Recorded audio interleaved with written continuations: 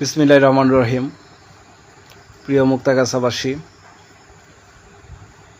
আমার সালাম নেবেন। আমাদের মুক্তাগাছা উপজেলা ছাত্রলীগের তৃণমূল কর্মীদের দীর্ঘদিনের যে প্রত্যাশা ছিল আমাদের সকলকে সুসংগঠিত করার লক্ষ্যে কমিটি গঠন করা হোক, সেই প্রক্রিয়াটি সম্পূর্ণ হয়েছে।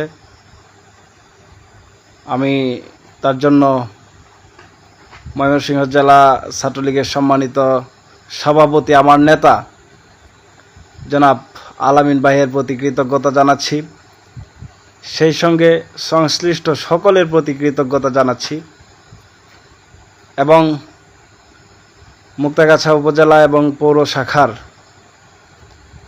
যেই নেতৃত্ব নির্বাচিত হয়েছে, সভাপতি, সাধারণ সম্পাদক, সহসভাপতি পদে যারা আছেন, যুগ্ম সম্পাদক পদে যারা আছেন, সাংগঠনিকে যারা আছেন, উপজেলা এবং পৌর উভয় কমিটির সকল সদস্যকে আমি অভিনন্দন জানাচ্ছি। এবং স্বাভাবিকভাবেই যখন কোনো কাউন্সিল করা হয় একাধিক প্রার্থী সেখানে থাকে। আমাদের এখানেও একাধিক প্রার্থী ছিল। সংগঠনের স্বার্থে, সংগঠনের প্রয়োজনে, আগামী দিনের লড়াই সংগ্রামের স্বার্থে যেই সিদ্ধান্ত নেওয়া হয়েছে সেই সিদ্ধান্তকে আমি সাধুবাদ জানাচ্ছি। এবং যাদের, যেহেতু এখানে একাধিক সভাপতি বা সাধারণ সম্পাদকের সিস্টেম নাই, তাই অনেকেই প্রত্যাশা থাকা সত্ত্বেও অনেক যোগ্য মানুষ আসে নাই এই কমিটিতে।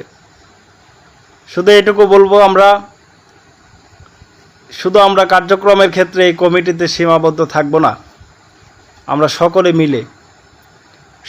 মিলে অতীতের নেই আগামী দিনও আমাদের দলীয় কার্যক্রমগুলো পরিচালনা করব এবং মুক্তাগাছার মানুষ এর যে প্রত্যাশা রয়েছে সেই প্রত্যাশা পূরণে কাজ করব।